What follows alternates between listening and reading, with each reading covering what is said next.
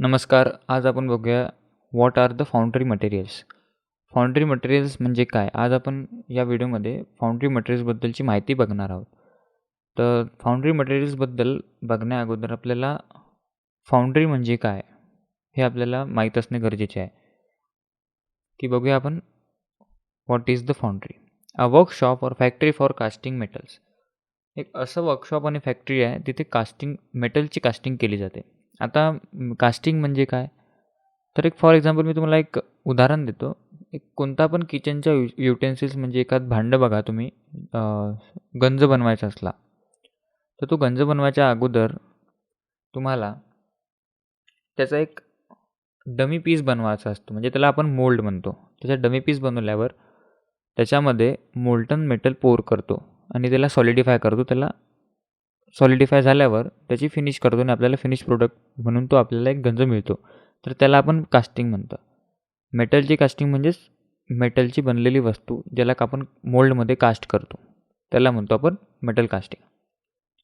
तर याची हिस्ट्री आहे आपल्याला, फाउंड्रीची हिस्ट्री आपल्याला पहिले बघायला हवं, की याची हिस्ट्री अशी आहे. The first official foundry was non as the canon shop.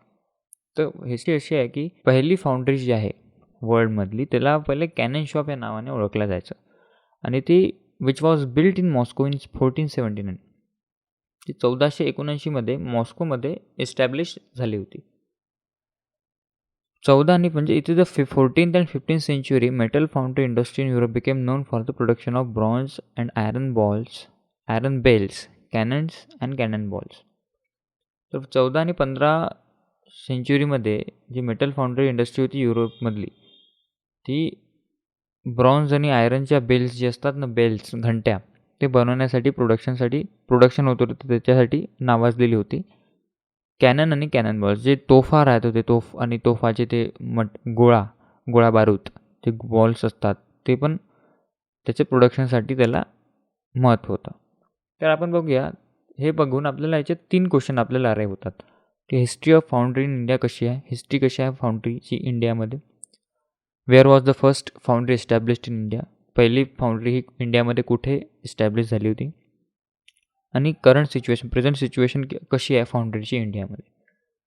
तर इंडियाची हिस्ट्री अशी आहे फाउंड्रीमध्ये, की in 1850 there were just 13 foundries in India. फक्त 1850मध्ये भारतात फक्त 13 फाउंड्रीज अवेलेबल होत्या, म्हणजेच एस्टॅब्लिश झाल्या होत्या. तर 1925 येता येता त्यांची ही इंडस्ट्री वाढली, आपली इंडस्ट्री फाउंड्रीमध्ये. ते 294 युनिट्स एस्टॅब्लिश झाले इंडियामध्ये 1925मध्ये. नंतर पोस्ट इंडिपेंडन्सच्यामध्ये म्हणजे स्वातंत्र्य झाल्यानंतर saw major growth in this industry, म्हणजे खूप अशी मोठी ग्रोथ झालेली दिसते या इंडस्ट्रीमध्ये. कशी तर 1660 युनिट्स जो स्वतंत्र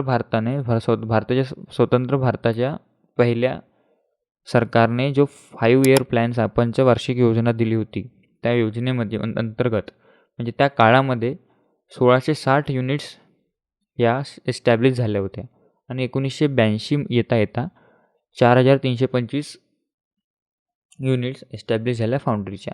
ही एकदम 62% ग्रोथ आपल्याला या इंडस्ट्रीमध्ये दिसून आलेली होती. तर ही होती इंडियाची हिस्ट्रीमधली त्याची फर्स्ट फाउंड्री जी एस्टॅब्लिश झाली होती इंडियामध्ये. तर प्रेझेंट सिच्युएशन ऑफ फाउंड्रीज कशी आहे? तर आताची करंट सिच्युएशन अशी आहे की इंडिया हा सरपास करेल USA आणि India is the second largest country for metal casting. स्टीलमध्ये पण भारत अग्रस्थानी आहे. नंतर आहे की इंडियामध्ये 85% स्मॉल युनिट्स अवेलेबल आहे, 10% मीडियम साईज आणि 5% लार्ज ऑर्गनाइज फाउंड्री अवेलेबल आहे इंडियामध्ये. तर ही अशी फाउंड्री आणि फाउंड्रीची हिस्ट्री आहे वर्ल्ड आणि इंडियामध्ये, अशी आपल्याला बघतो. तर तुम्हाला चित्रामध्ये दिसत असेल, ही असते मेटल फाउंड्री. एक शॉप तुम्हाला दिसून येते, एक वर्कर त्याच्यामध्ये काम करतो आहे. ही साधारणतः फाउंड्रीची पिक्चर आपण म्हणू शकतो. नंतर आहे रॉ मटेरियल्स फॉर फाउंड्री. तर रॉ मटेरियल्स म्हणजेच त्याच्यामध्ये कच्चा माल काय यूज होतो, तर मेटल्स अँड अलॉयज यूज होतात. फ्युल्स यूज होतात. फ्युल्स कशासाठी, तर मेल्टिंग मेटल्सला मेल्ट करावसाठी फ्लक्सेस यूज होतात. फ्लक्सेस कशासाठी यूज होतात? तर फ्लक्सेस ही इम्प्युरिटीज काढते मोल्टन मेटलमधली, जी फायनल प्रोडक्ट जो निघतो आपला फाउंड्रीमधून त्याला डिफेक्ट नाही गेला पाहिजे, त्यासाठी फ्लक्सेस यूज करतात. रिफ्रॅक्टिव्स का बरं यूज करतात? तर रिफ्रॅक्टिव्स यूज करतात कारण खूप टेम्परेचरमध्ये काम होतं त्याच्यात आणि ते टेम्परेचर सस्टेन केलं पाहिजे. जेव्हा मेटल जेव्हा मेल्ट करतो आपण, त्याच्या आतमध्ये जो टेम्परेचर असतो आपला फर्नसमध्ये वगैरे जे असतो, फर्नसमध्ये खूप टेम्परेचरमध्ये काम होतं. खूप 1000 डिग्री प्लस टेम्परेचर असतं. त्याला सस्टेन करावसाठी रिफ्रॅक्टिव्सचा यूज होतो. साध्या शब्दात रिफ्रॅक्टिव्स टू विथस्टँड हाय टेम्परेचर, म्हणजे हाय टेम्परेचरला सस्टेन केलं पाहिजे, यासाठी रिफ्रॅक्टिव्सचा यूज होतो. नंतर बघूया मेटल्स अँड अलॉयज. तर metals exist in the crust on the earth as metal oxide, sulphides आणि carbonates in the form of वर. तुम्हाला माहीत आहे की मेटल हा साबूत म्हणजेच असा प्युअर फॉर्ममध्ये नाही मिळत. जमिनीतून खोदल्यावर आपण म्हणतो की अर्थमधून आपल्याला मिळतं, फ्यूल मिळतं, सगळ्या गोष्टी मिळतं. पण मेटल्स अशी गोष्ट आहे की तुम्हाला अशा जमिनीतून अशी मिळणार नाही. तिला तुम्हाला कशामध्ये दिसते ती? तर मेटल ऑक्साईडच्या रूपात मिळते. सल्फाइड्स आणि कार्बोनेट यांच्या ओव्हरमध्ये आपल्याला मेटल्स दिसतात, एक्झिस्ट होतात. तर त्यानंतर ओर्स जे असतात, the ore is smelted to obtain metals and alloys in comparatively pure form in which they can be used for casting purposes. जे कास्टिंग पर्पजसाठी तो यूज केला जाईल, तो करेपर्यंत त्याच्या जे स्मेल्टिंग करण्यापर्यंतची जी प्रोसेस असतात, त्याला पहिले मिनरल ट्रेसिंग म्हणजेच त्याची टप्प्याटप्प्याने त्याची प्रोसेस केली जाते. प्रोसेस केल्यानंतरच त्याला कास्टिंग पर्पजसाठी यूज केले जाते. तर आयरनचा जो ओअर आहे, फॉर एक्झाम्पल आयरनचा ओअर हॅमेटाईड आहे. ह्या ओअरमधूनच आपल्याला आयरन हा नंतर प्रोसेस केल्यानंतर प्युअर फॉर्ममध्ये मिळतो. तर हे आहे मेटल अँड अलॉयज. तुम्ही बघू शकता कास्ट आयरन, रॉट आयरन, पिक्चरमध्ये बघू शकता cast iron, wrought iron, aluminium, steel, copper, zinc, brass हे मेटल्स आहे. स्टील काय आहे? तर हे कार्बन आणि आयरनचे mixture, homogeneous mixture of 2 or more metals, त्याला म्हणतो आपण अलॉयज. नंतर आहे classification of metals and alloys. याच्यामध्ये तुम्हाला 2 क्लासिफिकेशन दिसत आहे. एक फेरस, दुसरा आहे नॉन फेरस. फेरस म्हणजे की ज्याच्यामध्ये आयरन कंटेंट असतं आणि नॉन फेरस म्हणजे ज्यात आयरन कंटेंट नसतं. फेरसचा अर्थ कसा आहे? सायंटिफिक नेम आहे आपलं आयरनचं. आयरनला फेरस म्हणतो आपण. Fe त्याचं Fe त्याला म्हणतो आपण आयरनला. Fe सिम्बॉल आहे Fe. तर याच्यामध्ये 2 क्लासिफिकेशन आहे. एक फेरस आणि दुसरं नॉन फेरस. तर फेरसमध्ये तुम्हाला दिसून येत आहे 2 क्लासिफिकेशन फेरसमध्ये तुम्हाला दिसून येतं, कास्ट स्टील आणि कास्ट आयरन. कास्ट स्टीलमध्ये carbon steel, low alloy steel, high alloy steel. Low alloy म्हणजेच की त्याच्यामध्ये कार्बन कंटेंट कमी असतं. हाय अलॉयमध्ये कार्बन कंटेंट जास्त असतं.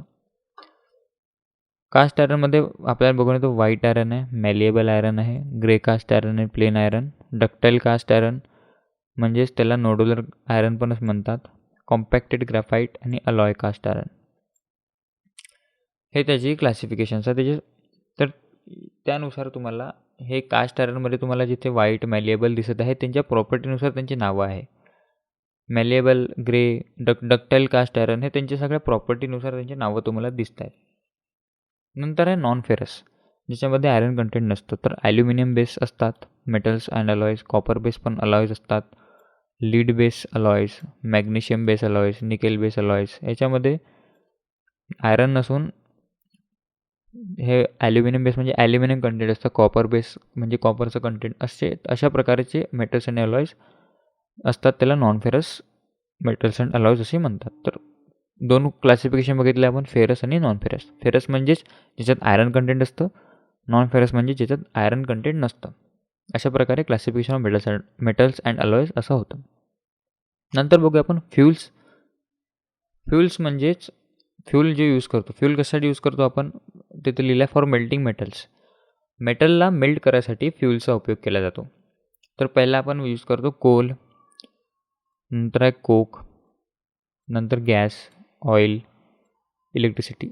दिस 5 are the fuels for melting the metals. Coal म्हणजे कोळसा, कोक म्हणजेच the purest form of the coal. हा इकॉनॉमिकली बेस्ट फ्यूल असतो कोक. कोल का असतो? कोल जाळल्याने त्याच्याने प्रदूषण होतं, स्मोक खूप जास्त प्रोड्यूस होते, पण हीट प्रोड्यूस होत नाही. त्यामुळे कोलचा यूज जास्त होत नाही. कोक काय करतं, कोक जेव्हा जळतो तेव्हा हीट जास्त प्रोड्यूस करते आणि स्मोक कमी प्रोड्यूस करते. त्यामुळे कोक हा बेस्ट फ्यूल असं मानलं जातं. इलेक्ट्रिसिटी म्हणजेच की इलेक्ट्रिकल फर्नस असतात, त्याच्यामध्ये इलेक्ट्रिसिटीचा यूज होतो. ॲनोड आणि कॅथोड म्हणजेच इलेक्ट्रोड्स यूज होतात त्याच्यामध्ये. त्यामुळे त्यांना इलेक्ट्रिसिटी सप्लाय केली जाते. त्यामुळे इलेक्ट्रिसिटी ही जी इलेक्ट्रिक फर्नसमध्ये यूज होते. ऑइल अँड गॅस कमी प्रमाणात यूज होतो, पण जास्तीत जास्त कोक वगैरे हा फ्यूल हा जास्त यूज केला जातो फर्नसेसमध्ये for casting purposes, melting purposes. नंतर आहे फाउंड्री फ्लक्सेस. फाउंड्री फ्लक्सेस म्हणजे डेफिनेशन अँड कन्सेप्ट ऑफ बघूया. A flux is a low melting point material. फ्लक्सचा मेल्टिंग पॉईंट हा खूप कमी असतो. When heated up it melts and combines with ash, viscous slag, sand, metallic oxide etcetera and make fluid and easy flowing slag. हा जेव्हा heat होतो, दुसऱ्या पॉईंटमध्ये दिलेला आहे की जेव्हा हीट होतो हा मेल्ट होतो, म्हणजेच मेल्ट झाल्यावर हा कंबाईन होतो ash, viscous slag, sand, metallic oxide. ह्या इम्प्युरिटीज असतात. मेटल जेव्हा मेल्ट होतो लास्टमध्ये, ह्या इम्प्युरिटीजसोबत हा कंबाईन होतो आणि एक फ्लोईंग स्लॅगसारखं एक लिक्विड बनवतो आणि त्याला इझिली आपण टॅप्ड ऑफ म्हणजेच बाहेर काढता येतं मोल्टन मेटलच्या अगोदर. हा हलका असतो, त्याच्यामुळे हा मोल्टन मेटलच्या वरती तरंगत असतो आणि त्याच्यामुळे आपण याला पटकन इझिली बाहेर काढू शकतो. फ्लक्स यूज होतो का आपल्या मेल्टिंग मोल्टन मेटलमधलेच इम्प्युरिटीज काढावसाठी. इम्प्युरिटीज नंतर त्याच्यामध्ये डिफेक्ट्स आणू शकतात जे आपण कास्टिंग करतो फायनल प्रोडक्टमध्ये डिफेक्ट आणू शकतात. त्यामुळे फ्लक्सेस हा इम्पॉर्टंट आहे यूज करणे. थर्ड पॉईंट असा आहे, दिस स्लॅग बिंग लायटर, जर सांगितल्याप्रमाणे हा हलका असतो, comes on to the surface of molten metal from where it can be easily skimmed, tapped or removed before pouring the metal into the mould. सांगितल्याप्रमाणे हलका असतो, त्यामुळे त्याला मोल्टन मेटलला मोल्डमध्ये पोर करायच्या अगोदर त्याला सुरुवातीलाच टॅप टॉप म्हणजे रिमूव्ह करता येते त्याला. त्यामुळे फ्लक्स इज व्हेरी युजफुल. आता तुम्हाला टाईप्स ऑफ फ्लक्सेस कोणते आहे, तर लाईमस्टोन हा यूज केला जातो क्युपोलामध्ये. कास्ट आयरनच्या मेल्टिंगमध्ये लाईमस्टोन यूज केला जातो. सोडियम कार्बोनेट आहे.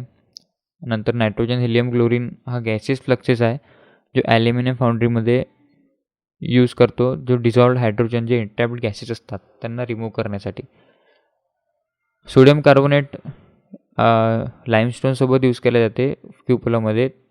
जो स्लॅग जो बनतो नंतर त्याला कास्ट आयरन, जो मोल्टन कास्ट आयरन असतं त्याच्यातलं सल्फर काढावसाठी सोडियम कार्बोनेट आणि लाईमस्टोन यांना दोघांना मिक्स करून फर्नसमध्ये टाकतात. तो कशासाठी, तर सल्फरला रिमूव्ह करण्यासाठी.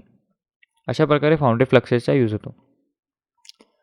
त्यानंतर आहे, आता या पिक्चरमध्ये बघू शकता तुम्ही, हे स्लॅग दिला आहे, ॲरो बघा, स्लॅग दिला आहे.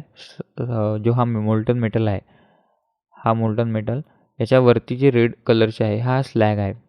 तर हा लायटर असतो नेचरमध्ये आणि त्याला आपण मोल्टन मेटलला मोल्डमध्ये पोर करण्याच्या अगोदर याला काढून घेतो. हे कशासाठी, तर त्याच्यामधले मोल्टन मेटलमधले इम्प्युरिटीज कंबाईन होऊन हा वरती तरंगत असतो, त्याच्यामुळे मोल्टन मेटल आपल्याला प्युअर मिळतो. हा जनरल फर्नसची डायग्राम आहे. अशा प्रकारे फर्नस असतो, ब्लास्ट फर्नस म्हणतो आपण त्याला. अशा प्रकारे जनरल ऑपरेशन याच्यामध्ये परफॉर्म होतं. ह्याच्यामध्ये पहिले मेटॅलिक लोड, मेल्टिंग मटेरियल्स आणि कोक ह्या 3 गोष्टी टाकतात. कोक हा फ्यूल आहे for melting the metals. Melting materials म्हणजेच ओव्हर्स जे असतो आपण ओव्हर्स जे असतात त्यांना टाकतो, म्हणजे त्याच्यातून आपल्याला प्युअर आयरन किंवा कोणत्या पण प्रकारचं मेटल असेल त्याचा ओव्हर जेव्हा टाकतो त्याला प्युअर फॉर्ममध्ये आपल्याला लास्टमध्ये मिळतो. तर हे आहे ब्लास्ट फर्नसची डायग्राम, म्हणजे त्याला व्हिडिओ पॉज करून बघू शकता. नंतर आहे रिफ्रॅक्टरीज. इंट्रोडक्शन आहे. Refractories are heat resistant materials. ज्या प्रकारे स्टार्टिंगला सांगितलं होतं की refractories are use to withstand the highest temperature. फर्नसच्या आतमध्ये हायर टेम्परेचरमध्ये वर्क असतो. त्यामुळे फर्नस सस्टेन केलं पाहिजे, त्याच्यावर विथस्टँड केलं पाहिजे हाय टेम्परेचरवर. त्यामुळे त्याला रिफ्रॅक्टर्सची गरज असते. रिफ्रॅक्टर्स काय असतात तर हीट रेजिस्टंट मटेरियल असतात. हाय टेम्परेचरवर पण ते रेजिस्ट करू शकतात. They can withstand high temperature without being fused. सांगितल्याप्रमाणेच they can withstand high temperature. Crucible and furnaces furnace sides and bottoms containing molten metal made up to refractives. ज्याच्यामध्ये molten metal carry होईल, hold होईल, जे फर्नसेसमध्ये ते जे बनलेले असतात ते रिफ्रॅक्टरीजनी बनलेले असतात. फर्नसचे साईड्स आणि बॉटम्स हे रिफ्रॅक्टरीजनीच बनले असतात. रिफ्रॅक्टरीज म्हणजे एक प्रकारे वीट आपली बनतो ना, त्या प्रकारे दिसणारी एक वस्तू म्हणजेच एक प्रकारे ती जशी भिंत बनवतो आपण विटांनी, तशी एक वीट असते रिफ्रॅक्टरी. त्याच्याने ते कवर असते. फर्नसचे साईड्स, बॉटम ज्याच्यामध्ये मोल्टन मेटल वगैरे कॅरी होईल, तशा बॉटम आणि साईडला रिफ्रॅक्टरीजने कवर असते. Refractories are used as a ladle for pouring metal into the pour. Properties आहे, refractory should be heat, corrosion and abrasion resistant. They should process high fusion temperature. त्यांच्यामध्ये high टेम्परेचरला withstand करण्याची शक्ती, म्हणजेच त्यांच्यामध्ये withstand high temperature, to resist withstand high temperature. They should possess a low thermal coefficient of expansion. जास्त temperature आल्यावर ते fuse नाही झाले पाहिजे. They should not have chemical affinity to the molten metal they hold. म्हणजेच की जो metal जो मेल्ट होणार आहे फर्नसमध्ये, रिफ्रॅक्टिव्हची प्रॉपर्टीने मेटल जो मोल्ट होईल त्याची प्रॉपर्टी एकमेकांना रिॲक्शन नाही झाली पाहिजे. त्यामुळे refractive should be neutral, we can say.